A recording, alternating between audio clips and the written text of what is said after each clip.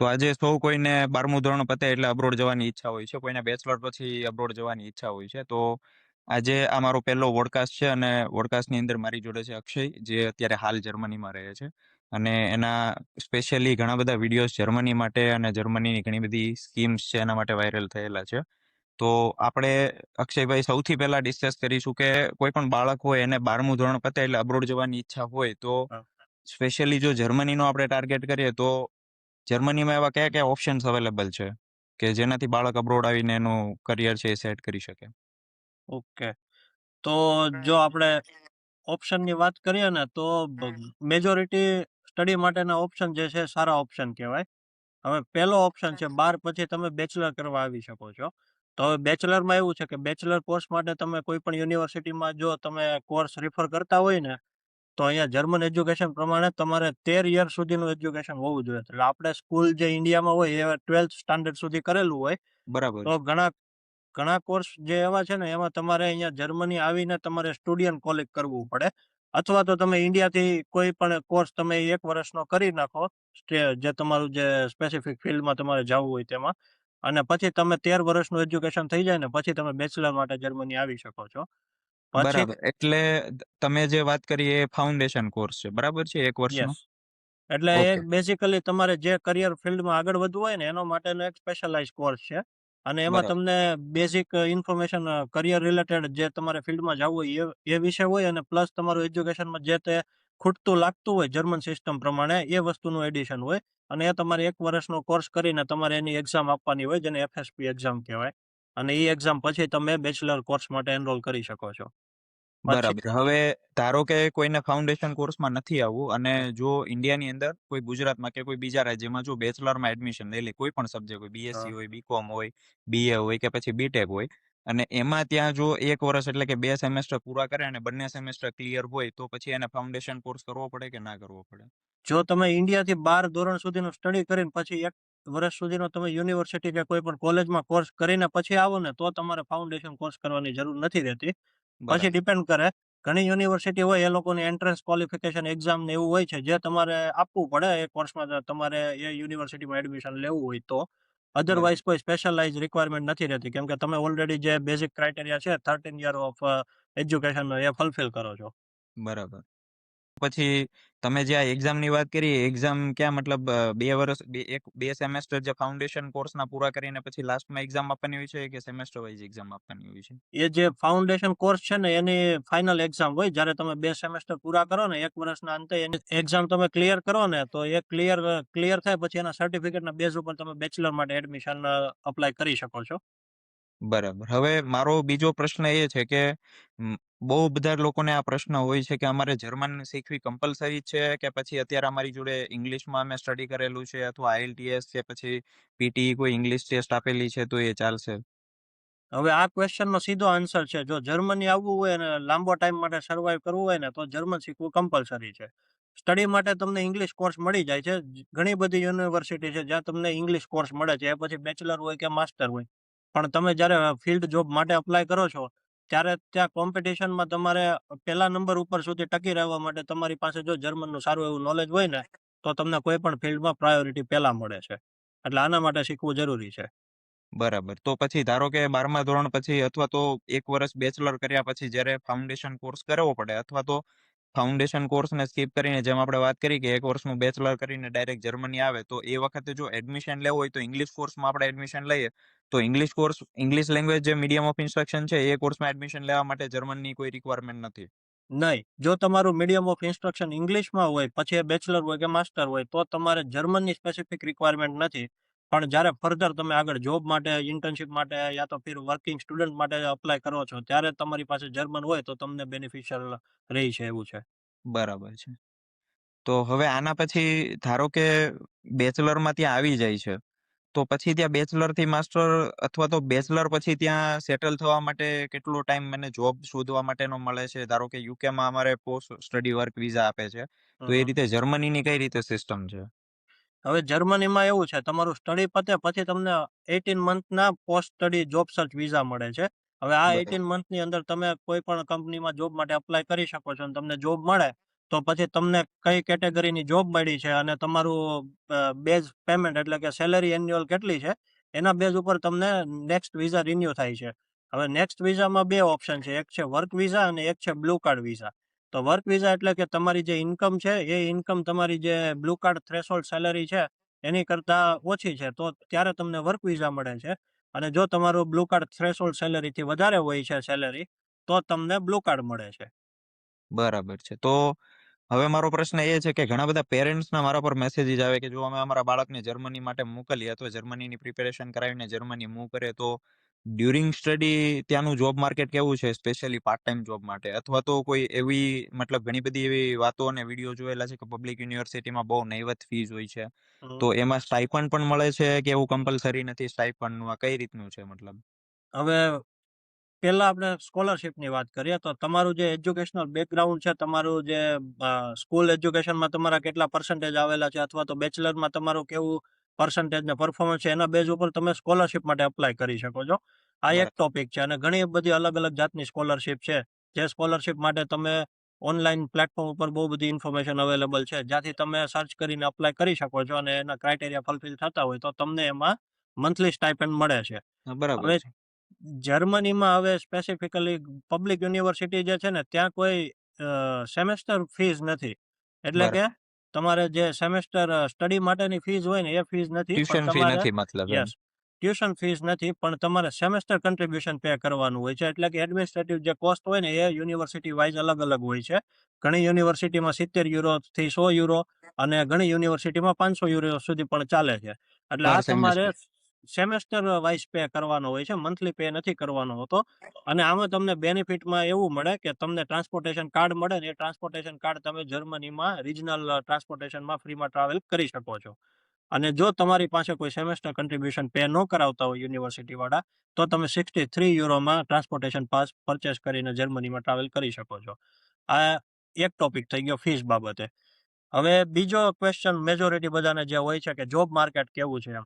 એટલે જોબ માર્કેટમાં કેવું છે કે છેલ્લા 2-3 વર્ષમાં ઇન્ફ્લો થયો છે ને, તો જે મેજર સિટી જે છે ને બર્લિન છે, મ્યુનિક છે, એવા મેજર સિટીમાં બહુ બધા સ્ટુડન્ટ આવ્યા છે અને હવે ત્યાં સિચ્યુએશન એવી છે કે મેજોરિટી સ્ટુડન્ટને છે ને પાર્ટ ટાઈમ જોબ આપવા માટે હવે 20 કલાકની લિમિટ હોય, તો જે કંપની વાળા જેની પાસે જોબ છે પણ એ લોકોને તકલીફ એ થાય છે કે એ લોકો 2 કલાક 4 કલાક માટે જોબ ઓફર ના કરી શકે.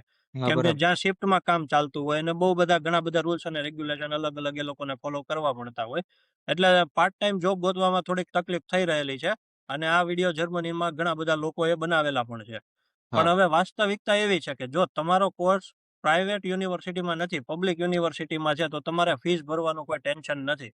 તો મારું એવું માનવું છે ને ઓબ્ઝર્વેશન એવું રહ્યું છે કે જો તમે આવી રીતે આવતા હોય ને તો તમારે એ સમય છે ને કોઈ નવી સ્કિલ ડેવલપમેન્ટ કરવામાં, લેંગ્વેજ શીખવામાં યુટિલાઇઝ કરવો જોઈએ, જેથી કરીને તમને આગળ જતા ઇન્ટર્નશિપ કે વર્ક સ્ટુડન્ટ મળવાના ચાન્સીસ વધી જાય અને હા, પછી તમે બરાબર. ફૂલ ટાઈમ જોબ ઇઝીલી અને જલ્દીથી ફાઇન્ડ કરી શકો. આ એક વસ્તુ થઈ. પછી ઘણા લોકોને છે ને સવાલ હોય કે મારે જર્મની આવતા હોય તરત જ પાર્ટ ટાઈમ જોબ કરવી પડે એમ છે, કોઈ ફાઇનાન્શિયલ કન્ડિશન, ફેમિલી બેકગ્રાઉન્ડ કે ગમે તે રીઝન સર. પણ હવે જો તમે એ ઓપ્શન ન સ્વીકારો અને બીજો ઓપ્શન એ છે જ્યારે તમને 2 સેમેસ્ટર વચ્ચે ગેપ મળે, જનરલી 1.5 મહિના 2 મહિના એ રીતે ગેપ મળતા હોય અને એ ટાઈમે તમને છે ને ફેરિયન આર્બાઇટ તરીકે જોબ મળતી હોય છે, તો એમાં તમે ફૂલ ટાઈમ જોબ કરી શકો છો. તો આ ટાઈમનો બરાબર. યુટિલાઇઝ કરીને તમે જો 2 મહિના ફૂલ ટાઈમ જોબ કરો ને તો તમારો 4-5 મહિનાનો કોસ્ટ તમે સેવ કરી શકો છો અને તમારું સર્વાઈવલ એ ટાઈમનું ઈઝી થઈ જાય છે. તો આ એક બીજો સારો ઓપ્શન છે. બરાબર. તો મને લાગે છે કે ગોલ્ડન એડવાઇસ એ જ છે કે જ્યારે પણ સ્ટડી ચાલતું હોય તો પર્ટિક્યુલર ફોકસ સ્ટડી ઉપર જ રહે, જેનાથી ફર્ધર જે તમને 18 મંથ્સ મળવાના છે, તો આ 18 મંથ્સનો જે ડ્યુરેશન તમે કીધું એ બેચલર કરવા આવે તો અને માસ્ટર કરવા આવે તો બંને માટે સેમ છે કે પછી અલગ અલગ છે બંને માટે? આ ડ્યુરેશન છે ને તમે સ્ટડી પછી જોબ સર્ચ વિઝા અપ્લાય કરો ને એટલે આ ડ્યુરેશન બધા કેસમાં સેમ જ રહી છે. હવે બીજો એક રસ્તો એ છે, ઘણા લોકો જે ઇન્ડિયાથી ડાયરેક્ટ જોબ ઉપર આવતા હોય ને તો એ લોકો ઓપોર્ચ્યુનિટી કાર્ડ વિઝા અપ્લાય કરે છે. તો એમાં એને 1 વર્ષના વિઝા મળે ને એ 1 વર્ષમાં એ લોકોને અહીંયા આવીને જોબ ફાઇન્ડ કરવાની હોય ને પછી એના વિઝા એ લોકો કન્વર્ટ કરાવી શકે છે. તો એમાં 12 મહિનાનો ટાઈમ છે. અધરવાઇઝ નોર્મલી જોબ સર્ચ વિઝાનો 18 મહિનાનો ટાઈમ છે. બરાબર. તો મારા પર વચ્ચે એક પ્રશ્ન આવેલો કે અમે અત્યારે ધારો કે સ્ટડી કરવા આવ્યા અને સ્ટડી કરવા આવ્યા પછી અમને જે 18 મંથ્સ મળે છે, એ 18 મંથ્સ પછી ફરી અમે ઓપોર્ચ્યુનિટી કાર્ડ માટે અપ્લાય કરી શકીએ કે ના કરી શકીએ? તો એનું હ મતલબ શું છે કન્ફ્યુઝન? હવે આ જે ક્વેશ્ચન છે ને એ થોડોક ડિફિકલ્ટ ક્વેશ્ચન છે. કેમ કે ઘણા કેસમાં એવું થાય છે, જો તમે ઓલરેડી જોબ વિઝા લઈ લીધા હોય અને તમે જોબ ચાલુ કરી હોય અને પછી એવા કોઈ સર્કમસ્ટન્સ બને કે તમારી જોબ જતી રહી અથવા તો તમે જોબલેસ થઈ ગયા, તો એ પછી તમે આ લોકો નોર્મલી 3 મહિનાથી 6 મહિનાના તમને જોબ સર્ચ માટેના વિઝા આપે છે, જે નોર્મલી વર્ક પરમિટના ક્રાઇટેરિયામાં આવે છે. અને બરાબર. આ સિવાય પછી તમને જો જોબ ના મળે ને તો તમે સ્ટાન્ડર્ડ જોબ વિઝા અપ્લાય કરી શકો છો. એ બ 18 મંથના હોય છે. પણ આ ટોટલી ડિપેન્ડ કરે છે કેસ ટુ કેસ ઉપર અને જે તે ઓથોરિટી જે પ્રોસેસ કરે છે એના ઉપર. બરાબર છે. તો હવે મારા તરફથી આજે જે આપણે આ ઇન્ફોર્મેશન કવર કરી એના રિલેટેડ મારો એક લાસ્ટ ક્વેશ્ચન તમને એ છે કે ઘણી બધી વાર ઇન્ડિયાની અંદર 12મું ધોરણ પૂરું થયા પછી બાળક અથવા એના માતા-પિતા બહુ જ એ લેવલે કન્ફ્યુઝન હોય કે અમે શું ડિસિઝન લઈએ, ઇન્ડિયામાં જ બેચલર કરાવીએ કે જર્મની કરાવીએ. તો તમારા મતે અને તમારા અનુભવ પ્રમાણે જર્મનીના શું એડવાન્ટેજીસ જે ઇન્ડિયામાં કદાચ ના મળી શકે?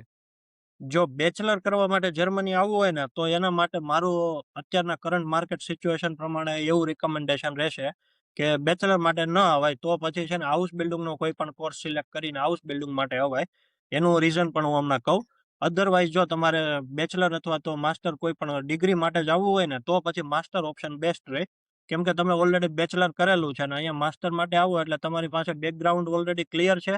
પ્લસ તમે માસ્ટર અહીંયા જર્મની સ્ટડી કરો તો અહીંનું તમે એટમોસ્ફિયર અને એક્સપિરિયન્સ ગેઇન કરો. તો તમને ડાયરેક્ટલી સ્ટડીમાં ઓછો ટાઈમ આપીને તમે ડાયરેક્ટ જોબ માર્કેટમાં ઘુસી શકો અથવા જોબ માર્કેટમાં તમે સીધા જઈ શકો. એ માટે તમારો શોર્ટ રસ્તો માસ્ટર દ્વારા તમને મળી જાય. હવે તમે બેચલર કરો તો બેચલરના કોર્સ નોર્મલી 3 વર્ષ 4 વર્ષના હોય એટલે એમાં તમારે સ્ટડી માટે વધારે ટાઈમ આપવો પડે. તો જો તમે ઇન્ડિયાથી બેચલર કરીને આવો ને તો માસ્ટર અહીંયા તમારે 2 વર્ષ કે 3 વર્ષ સુધીમાં પૂરું થઈ જાય અને એના પછી તમે ડાયરેક્ટલી જોબ માટે અપ્લાય કરી શકો. હવે જો હાઉસ બિલ્ડિંગ સિલેક્ટ કરો ને તો એનો સ્પેશિયલ બેનિફિટ એ છે કે અત્યારે જે બધાને ખબર જ છે કે એઆઈ એમએલ નું જે માર્કેટ અને હાઈપ છે, ઘરે ઘરે બધાને એઆઈ વાપરતા આવડી ગયું છે. એટલે જે બેઝિક જે જોબ હતી જેમ કે વેબ ડેવલપમેન્ટ છે, ડિઝાઇનિંગ છે, એ બધી જોબની લિમિટેશન થઈ ગઈ છે. કેમ કે હવે કોઈ પણ હું કે તમે આપણે નથી ભણ્યા તોય એ વસ્તુ આપણે ડેવલપ કરી શકીએ છીએ. હા. તો હવે ખાસ જરૂર છે જે ટ્રેડ ઓફ જે સ્કિલ છે ને એ સ્કિલ માણસની જે એ હજી રિપ્લેસ કરી શક્યું નથી અને હજુ કરવામાં બહુ ટાઈમ લાગી જશે જો કરશે તોય. તો એવી જે સ્કિલ છે જેમ કે તમે હાઉસ બિલ્ડિંગ કરો, આઈટી સ્પેશિયાલિસ્ટ છે, મેકાટ્રોનિકલ છે, મિકેનિકલ છે, ઇલેક્ટ્રિકલ છે. તો આ બધી કેવી કે મેન પાવર સ્કિલ છે. જો તમે આમાં ફોકસ કરીને આગળ વધો ને તો 3 થી 3.5 વર્ષમાં તમે પ્રેક્ટિકલ એક્સપિરિયન્સ અને પ્લસ થિયોરેટિકલ નોલેજ સાથે તમે બહાર નીકળો અને એના પછી તમને જોબ માર્કેટમાં ઇઝીલી અને જલ્દી જોબ મળે કમ્પેર ટુ ખાલી બેચલર કરીને થિયોરેટિકલ નોલેજ હોય. બરાબર છે. તો પર્ટિક્યુલરલી એવા ઘણા બધા બાળકો મારા ફોલોઅર્સ લિસ્ટમાં છે ને ઘણા બધા એવા મેસેજીસ આવતા હોય કે અમે અધ વચ્ચે પહોંચી ગયા છીએ બેચલરમાં ને અમે બેચલર પછી માસ્ટર અમારે જર્મની કરવું છે, અથવા ઘણા બધા એવા બાળકો છે કે જેને 12મા પછી ડિસિઝન લઈને ત્યાં બેચલર ઇન્ડિયામાં શરૂ કરી દીધું છે, એડમિશન લઈ દીધા છે. તો એને કોઈ એવી પર્ટિક્યુલર બેચલર વખતે કોઈ પર્ટિક્યુલર એવી હકીકતમાં જે જર્મનીમાં જરૂર પડે એવી કઈ વસ્તુ શીખી શકાય જેનાથી જર્મની આવે તો એ એના માટે થોડો પ્રિપેર રહી શકે? આવું ટૂંકમાં માહિતી. આમ તો ઘણું બધું સબ્જેક્ટ સ્પેસિફિક હોઈ શકે પણ એક જનરલ લેવલે આપણે શું ફોકસ કરી શકાય? જનરલ લેવલે જો જર્મનીમાં લોંગ ટર્મ સ્ટે કરવાનું પ્લાનિંગ હોય તો ફર્સ્ટ વસ્તુ જે છે એ છે લેંગ્વેજ. અને બીજી વસ્તુ જે તે સ્પેસિફિક ફિલ્ડ હોય એ ફિલ્ડ વિશેનું જે પ્રેક્ટિકલ નોલેજ કોઈ પણ આપણે ઇન્ડિયામાં ઇન્ટર્નશીપ કે કોઈ વર્ક સ્ટુડન્ટ પોઝિશનથી જ્યાંથી મળી શકતું હોય તે મળી જાય તો એ બહુ બેસ્ટ ઓપ્શન રહી છે. કેમ કે મેજોરિટી કેસમાં અહીંયા જો તમે એક્સપિરિયન્સ બતાવો ને તો કોઈ સર્ટિફિકેટ નથી માંગતું કે અમને તમે સર્ટિફાઈ છો કે નહીં બતાવો ને એવું. પણ તમે એમ કહો કે મને પર્ટિક્યુલર ડિઝાઇનિંગ સોફ્ટવેર આવડે છે યા તો મને પર્ટિક્યુલર પ્રોગ્રામિંગ લેંગ્વેજ આવડે છે તો એ લોકો માની લે છે અને પછી જ્યારે તમે એ કંપનીને જોઈન કરો ત્યારે તમારું પરફોર્મન્સ તમારે બતાવવું પડે. તો હું એવું રિકમેન્ડ કરીશ કે જો તમે કોઈ પણ સ્પેસિફિક ફિલ્ડમાં આગળ વધવા માંગતા હોય કે જે તમારું બેકગ્રાઉન્ડ કન્ટિન્યુ કરતા હોય તો તમારે એ ફિલ્ડનું પ્રેક્ટિકલ નોલેજ જરૂરથી ગેઇન કરવો જેથી કરીને તમે અહીંયા જોબ માર્કેટમાં ઇઝીલી સેટ થઈ શકો. ઓકે. અને મોટા ભાગે બાળકોને અથવા માતા-પિતાને એ ચિંતા રહેતી હોય છે કે અમે ધારો કે બાળકને બેચલર કરવા મોકલીએ પછી જે 18 મહિનાનો જોબ સર્ચ માટેનો ટાઈમ મળે. તો એ જે 18 મહિના છે એમાં એ જર્મની સ્પેસિફિક જ જોબ સર્ચ કરી શકે કે પછી યુરોપના બીજા કન્ટ્રીમાં પણ એ જઈને મતલબ જોબ સર્ચ કરી શકે? આની એક મર્યાદા મારે પણ જાણવી છે. હવે આ જે ક્વેશ્ચન છે તમારું સ્ટડી તમે જર્મનીથી પૂરું કર્યું હોય ને તો તમે ઈયુના ઘણા બધા કન્ટ્રી છે જે લોકો એક્સેપ્ટ કરે છે. તમારું એજ્યુકેશન જર્મનીનું એક્સેપ્ટ થાય છે. તો એ જગ્યાએ તમે અપ્લાય કરીને ત્યાં જોબ માટે મૂવ થઈ શકો છો. અને મારા ધ્યાનમાં જ મારા 1-2 ફ્રેન્ડ એવા છે કે જે લોકો ઓસ્ટ્રિયા અને સ્વિટ્ઝરલેન્ડમાં કામ કરે છે. તો આવી રીતે તમને ઓપોર્ચ્યુનિટી મળી શકે છે. પછી તમારા વિઝાના જે રૂલ્સ હોય ને એ તમારે જે તે કન્ટ્રીમાં તમે શિફ્ટ થાવ છો એને તમારે ફોલો કરવા પડે. પછી તમારા જર્મન વિઝાના રૂલ એપ્લિકેબલ ના રહે. બરાબર. અને આપણા આ પહેલા પોડકાસ્ટનો સૌથી લાસ્ટ મુદ્દો એ છે કે ઘણી બધી વાર એવા વિડીયો આડા આવતા હોય છે જર્મની તરફથી અથવા જે લોકો યુરોપમાં છે કે યુરોપ અથવા જર્મની આખું ફૂલ થઈ ગયું છે ઇમિગ્રન્ટ્સથી, તો હવે ના આવવા અથવા એવા નેગેટિવ વિડીયોઝ, તો એના ઉપર તમારું 1 કે 2 લાઈનમાં શું કન્ક્લુઝન છે? હવે કન્ક્લુઝન આ ઉપર મેં ઓલરેડી પહેલો જ મારો વિડીયો એવો હતો કે લોકો શું વાત કરે છે ને એના ઉપર ફોકસ કરવાની જરૂર નથી. આપણે શું કરવું છે ને આપણી જે પ્રિપેરેશન છે આપણે એમાં ફોકસ કરીને આગળ વધીએ ને તો કોઈ પણ એવો દેશ નથી કે જે આપણને આગળ વધતા રોકી શકે. અને અથવા જો જોબ આપણને ના મળે એવું ક્યાંય શક્ય નથી એમ. એ યસ, પોતાની સ્કિલ્સથી એક્ઝેક્ટલી. આપણે ગમે ત્યાં જોબ લઈ શકીએ. યસ. અને જો કોઈ એવું કહે કે અમને જોબ ગોતવામાં તકલીફ થાય છે કે યુરોપમાં સ્પેસિફિકલી તકલીફ છે, તો બધાને સમજવાની જરૂર છે કે આ વર્લ્ડ વાઇડ સિચ્યુએશન ખરાબ છે. એવું સ્પેસિફિક નથી કે જર્મનીની સિચ્યુએશન ખરાબ છે કે યુકેની સિચ્યુએશન હા, ખરાબ એ છે. સેમ વસ્તુ આપણે ઇન્ડિયામાં પણ કઈ યસ. ગડગડિયો નથી ને હા, ઇન્ડિયામાં પણ કઈ લાખ રૂપિયાનો પગાર છોડીને કોઈ યુકે કે યુરોપ જવાનું નથી. એટલે એક્ઝેક્ટલી. એ સેમ સિચ્યુએશન ત્યાં પણ છે ઇન્ડિયામાં પણ. એટલે બધે જ આવી સિચ્યુએશન છે. પણ આ મેન કેવું છે કે આપણે પ્લાનિંગ કરીને ચાલીએ કે ભાઈ મારે બેચલર આ ફિલ્ડમાં કરવું છે, બેચલર પછી મારો આવો પ્લાન છે, આ નો થાય તો મારો આવો પ્લાન છે. જો તમારું બેકગ્રાઉન્ડ ક્લિયર હોય ને તમારા માઇન્ડમાં તમારા જે તે તમારા બેઝિક ક્વેશ્ચન છે એ ક્લિયર હોય ને તો મને નથી લાગતું કે તમને કોઈ રોકી શકે. કેમ કે 2019માં જ્યારે હું જર્મની આવ્યો ને ત્યારે ઓટોમોટિવ માર્કેટમાં મંદી જ હતી અને ઇન્ડિયામાં બધા એવું જ કહેતા હતા કે જર્મનીમાં ઓટોમોટિવ માર્કેટ ડાઉન છે, નો જવાય, આ છે, તે છે. અમે આવ્યા પછી કોરોના આવ્યા. કોરોનામાં આખું વર્લ્ડ ડાઉન હતું. કોરોના પછી અમે અત્યારે વ્યવસ્થિત સારી કંપનીમાં, MNC કંપનીમાં સેટલ થઈને જોબ કરીએ છીએ, PR છે. તો તમને ડિલે થઈ શકે પણ કોઈ રોકી ના શકે. હા, બરાબર છે. ના, ના, ખૂબ સરસ માહિતી આપી. એક બેચલર કરવા માટે કોઈ જર્મનીનું વિચારી શકતું હોય તો એના માટે આ પૂરતી ઇન્ફોર્મેશન, પૂરતી માહિતી છે એના માતા-પિતા માટે. કારણ કે ખાસ કરીને પેરેન્ટ્સ જ્યારે ચિંતા કરતા હોય તો એને સ્ટડી કરતાં સ્ટડી પછીની વધારે ચિંતા હોય છે, સેટલ થવાની ને બધી ચિંતા હોય છે. આપણે ભવિષ્યમાં હાઉસ બિલ્ડર ઉપર પછી ઓપોર્ચ્યુનિટી કાર્ડ ઉપર આપણે ડિટેલમાં થોડા પોડકાસ્ટ કવર કરીશું. Thank you Akshay for giving your time. અને શ્યોર. આપણે ફર્ધર નવા નવા ટોપિક ઉપર આપણે ફરી પૂરતી ઇન્ફોર્મેશન આપવાનો પ્રયત્ન કરતા રહીશું. Thank you Akshay. પાક્કું. અને મારામાં ઘણા બધાના છે ને આવા મેસેજ આવેલા છે કે જર્મનીમાં તો આમ છે, તેમ છે, માર્કેટમાં જોબ નથી. ને હું એમેઝોનમાં જોબ કરું ને ભાઈ, હા, એમેઝોનમાં 2500 મીટ આર્બાઇટર કામ કરે. એટલે કે પેકિંગનું, ખોખા ખોલવાનું, પેક કરવાનું, શિફ્ટ કરવાનું એવું બધું. એમાં 40% અરેબિક લોકો છે. ઓકે. અને એ 40% અરેબિક લોકોને અરેબિક સિવાય એકેય ભાષા નથી આવડતી તોય એ લોકો કામ કરે છે. તો પણ કરે છે. હા. એટલે તમારે કામ કરવું હોય ને તો કામ બધે મળે છે. પણ મેન કેવું છે કે થોડુંક પેશન્સ રાખવાની જરૂર છે. વ્યવસ્થિત કઈ જગ્યાએ ક્યાં કામ ગોતવું એ એક જોવાની જરૂર છે. અને જે નેગેટિવ લોકો છે ને એનાથી દૂર રહેવાની જરૂર છે. હા, બરાબર. એ રાઈટ વસ્તુ છે. દરેક કન્ટ્રી માટે એપ્લિકેબલ થાય. જો યુકે ની વાત કરું તો એ સેમ એ જ વસ્તુ એપ્લિકેબલ થાય અને સેમ ઓસ્ટ્રેલિયા, ન્યુઝીલેન્ડ માટે પણ હમ. એપ્લિકેબલ થાય. કારણ કે દરેક જગ્યાએ દરેક ક્વોલિટી મળે અને ખાસ કરીને તમે જે પણ કન્ટ્રીમાં મૂવ થાવ ત્યાંનું થોડું તમે કલ્ચર જોડે એડપ્ટ થવાની ટ્રાય કરો તો મને નથી લાગતું કે કોઈ કન્ટ્રીમાં સેટલ થવું ડિફિકલ્ટ છે. એક્ઝેક્ટલી. બસ આ જ સલાહ છે. Thank you Akshay for giving your time for valuable information. અને ફર્ધર આપણે ફરી ઓપોર્ચ્યુનિટી કાર્ડ ઉપર અને હાઉસ બિલ્ડિંગ ઉપર વાત કરીશું. Yes, sure. Thank you. C you for next time. C you next time. Thank you.